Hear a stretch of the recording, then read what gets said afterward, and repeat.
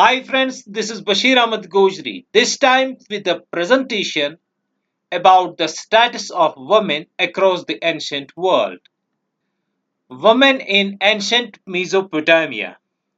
Women had fewer legal rights than men, but some women could own shops and inns and own property too.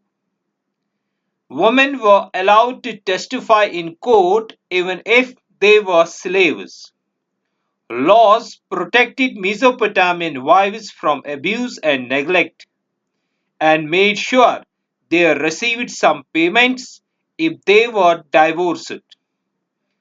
A wife might be forced into slavery for 3 years to pay back a debt her husband owed. Women in Egyptian civilization. An Egyptian woman was expected to obey her father and her husband. She did not have some rights.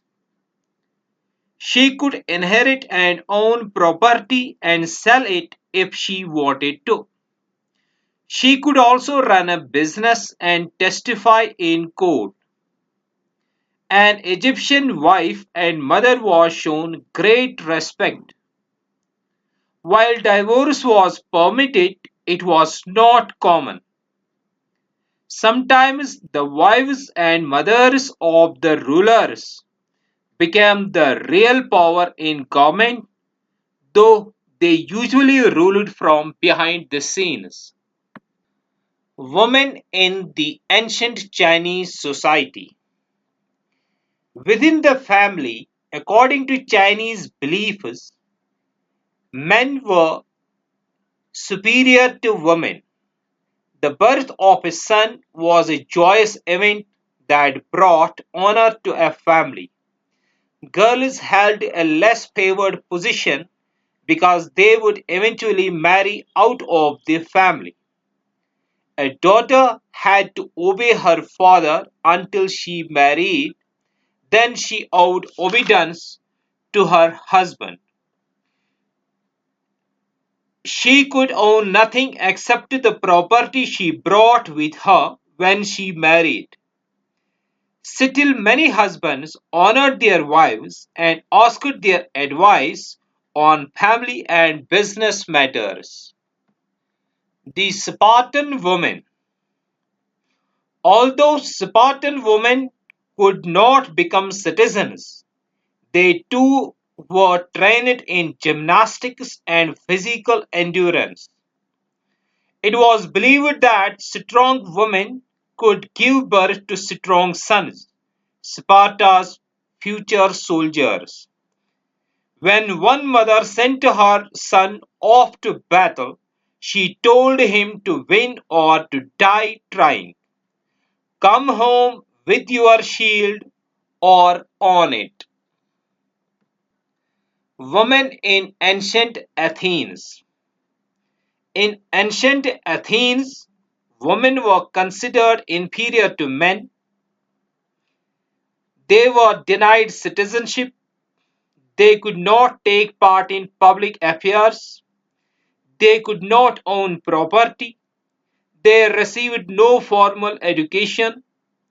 Their lives revolved entirely around the running of their households and raising of their children. According to Athenian ideal, a woman was to live a quiet life, seeing no men but her relatives. This was possible, however, only for women who did not have to work. Girls received whatever education their parents thought proper for them at home. Although some learned to read and write, most were taught only the skills they would need to run a household. Between the ages of 14 and 16, girls were married to men chosen by their parents. Women in ancient Rome.